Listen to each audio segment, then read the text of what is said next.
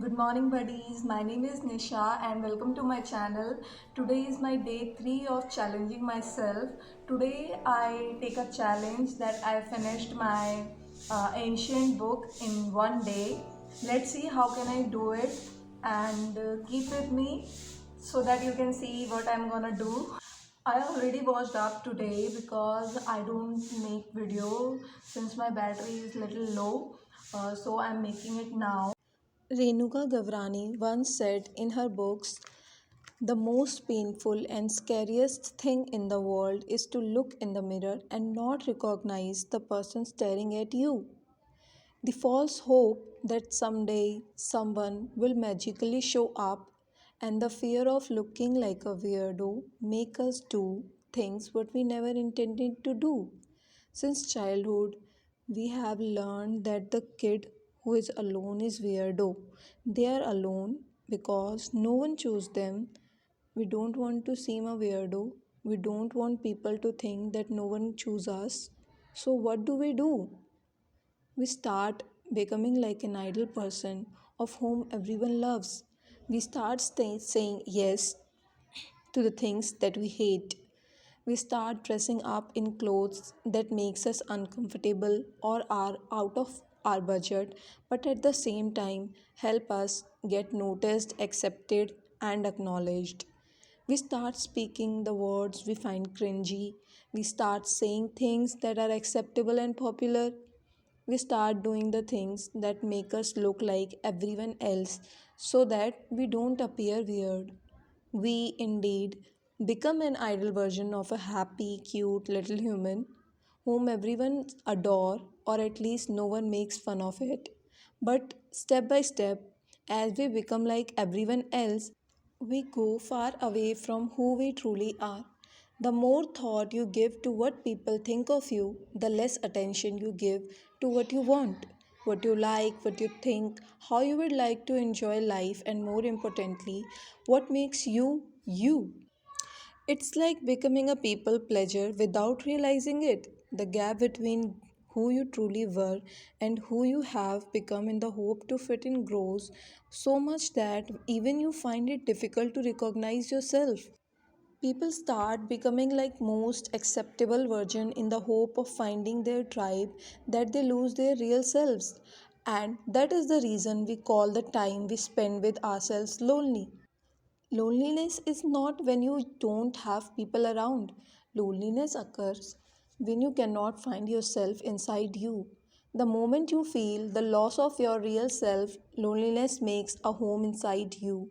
That's the worst kind of loneliness where you might be surrounded by people yet you feel lonely. It's like you cannot feel yourself, like you're not there anymore. And do you know what's even more ironic? It starts with you trying to become someone you are not because you wanted to fit in, but it leaves you hating being with yourself. Tell me something. How can anyone accept a person who doesn't accept themselves? How would you anyone love to spend time with a person who hates spending time with themselves? Where does it leave you? Nowhere. In the race of achieving people's acceptance and love, you end up losing yourself. Even I have spent the majority of my life trying to be nice to people so that I can be an idle person. I said yes to outings when I wanted to stay at home and read a book. I kept talking and smiling when I wanted to excuse myself because I was tired or I had some work to finish. I even dressed up when I wanted to go dressed casually. All of it so that I could be what people wanted me to be. However, what I didn't realize at that point was that I may have become an ideal version for others, but what about being an ideal version of myself? What do I think of myself? What are my opinions about myself? What do I like and don't like? What are my fears? What are some things that I want to do in my day to day life, yet I don't because I have become an expert at silencing my inner voice? I know I'm not alone in this. We are all same. Since childhood, we have competed against each other whose child is cuter, smarter, or more intelligent. Either we try to be a perfect version of ourselves for our parents so that they can be proud of us, or we try to appear cool and fun so that we can be a part of most popular group in our college. We have run this race for so long that our real selves couldn't keep up with our pace of changing personalities. Our real self is hidden deep inside under the layers of social and corporate etiquettes. We do the things that seem cool instead of trying new things that our soul wants. I'm a pro at that. I want to learn something, I want to do new things, but I don't have time. Yet, if my friends call me and share their shit, I'll be all ears so that they have a shoulder to cry on. What we don't realize is that just as we stop talking to people who ignore us, similarly, our souls stop communicating with us.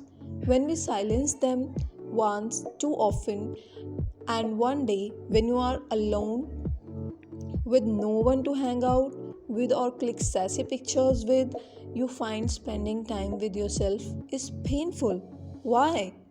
Because there is so much hidden inside you that if you sit down to uncover the layers, years will go by what you won't able to find the real you. That's why I say there are some days when you miss yourself more than you have ever missed anyone else. I'm no expert in psychology, nor am I a therapist who can talk about what goes inside a human brain, but I am a human too, and I know what goes inside a human's heart. We all are trapped in the same cycle of pleasing people around us so that we are more accepted and appreciated. We ignore what we are feeling because who has time for that? We don't do what gives us real joy because that's probably old thinking. The burden gets heavier with each passing day. With every day, your real self goes farther away from you. Your images become blurry, and it becomes painful to take a look deep inside yourself. The need to fit in, to be like the most famous and cool person, and to be accepted lovingly is inherent in all of us. But how long do you think you can handle this? For how long do you think you can suppress your real identity? For how long are you going to be different with different people? You try to be different with everyone around you. You are different for your partner, you different for your boss, different for your friends, and different for your loved ones. And in all of this, the real you is lost. You have lost your real essence, your real self. Imagine yourself as a computer and see how you have opened different tabs of your personality for each person you meet. New person, new tab, perhaps that's the reason your real personality has crashed. Just like me. I'm not a saint. I have tried hard to change myself into the most acceptable and loving version of myself as well. There are times when by default I try to hide who I truly am or what I'm thinking just to pretend myself as a wanted person. Why? Why do we have to try so hard to get others' attention? And is it worth it losing our real identity? Do you know what's funny? After losing yourself completely, we fall for those self love hacks. Sometimes I feel like we are kidding ourselves. I'm not a love expert, God forbid, but I know one thing, that you fall in with someone when you get to know them, isn't it? So, let's find you so that you can fall in love with the real you. Why not? I'm going to do that with myself. I've been using social media like a spy for the past years. During this time, I have seen the growing popularity of self love, and the more definitions I read on self love, the less I became interested in even thinking about self love. Self love has become more like self pity. If that wasn't enough, giant companies and clever marketers took advantage of this growing popularity of self love to sell cute things like bottles, expensive perfumes, and things like that. While I'll never understand how self-love become about decorating yourself from head to toe, I want to share what self-love means, a definition that is less accepted and discussed as clear-cut as possible. Self-love is about two things: knowing yourself and accepting yourself.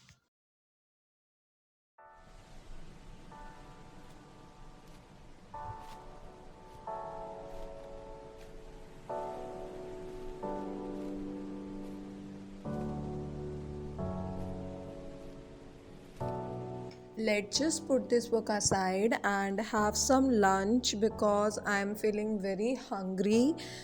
So let's dig in.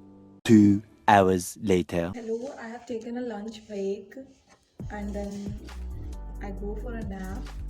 Now it's 2 o'clock, 2 p.m. So I continued my study here where I left, page number 31, and I'm gonna finish it as soon as possible. Let's see how I'm going. A few minutes later. Your inner world has more wonders than the seven wonders of the world. I wish I could tell you some hacks and techniques to get to know yourself, or perhaps a schedule or a video that you can follow. But the sad news is, you are not a subject that you can just study, understand, and close the book. You are a human. Well, yes, not brand new information, but without stretching it unnecessarily. As humans, we change rapidly. Our working style changes, our priorities changes. What worked for you yesterday might not work for you tomorrow. What you liked 3 months ago may not be your preference today. How you like to spend your time 6 months ago might be something you hate today. Hence, hands down, I'm sorry, but I cannot give some random hacks that just sound good on paper and make you feel inspired at the moment.